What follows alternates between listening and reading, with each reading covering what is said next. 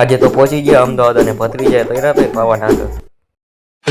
જય શ્રી રામ મિત્રો, આજે છે 30 દિવસ ડેલી વ્લોગિંગ ચેલેન્જનો 9મો દિવસ ને અત્યારની આપણી મોર્નિંગ થઈ જઈ છે અમદાવાદમાં અને આપણી ગુજરાતીમાં તો આપણી શુભ સવાર થઈ જઈ છે અમદાવાદમાં અને પછી હવારમાં નીકળી ગયા અમદાવાદમાં। મને તો ઓલું રીત યાદ આવે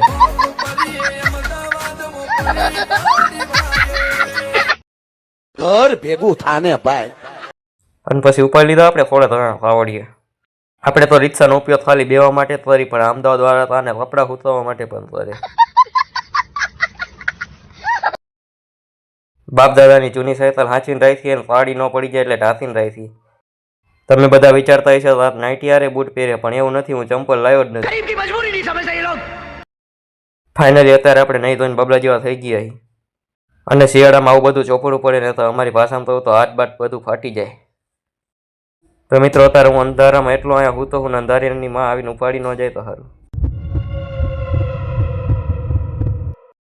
સારી હોય તે બાપા કોઈ નહીં ઉપાડી જાય ને તું મને બ્લોટમાં લઈને જ પેલા મેં કોઈ વાંધો નહીં, તું મોજ કરીને આ બધા તે અમને ઓલો રોડ ઉપર નહીં ફાવે એટલે અમે આ માટે આ સ્પેશિયલ રોડ બનાવ્યો, પણ પડે તો ડાચા હતી ને હાજા નહીં રહે।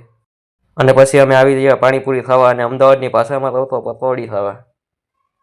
મારે તો 4 રસ્તા વચ્ચે લીમડો ઉભો છે, એને પણ ફરતી જારી મારી દીધી બોલો। અને પછી હું હાલી નીકળી ગયો આપણા ઘર બાજુ।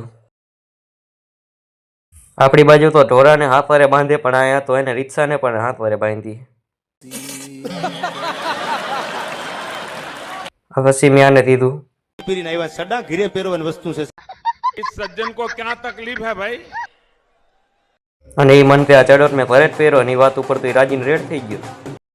તો મિત્રો આજના બ્લોગમાં મારો બ્લોગ સારો લાગ્યો હોય લાઈક કરી નાખજો, શેર કરી નાખજો અને જય શ્રી રામની કોમેન્ટ કરી દીજો। અને મિત્રો અમદાવાદમાં ફૂલ ટાઈટ પડે એટલે હવે ઓટીનું પૂજ્યું।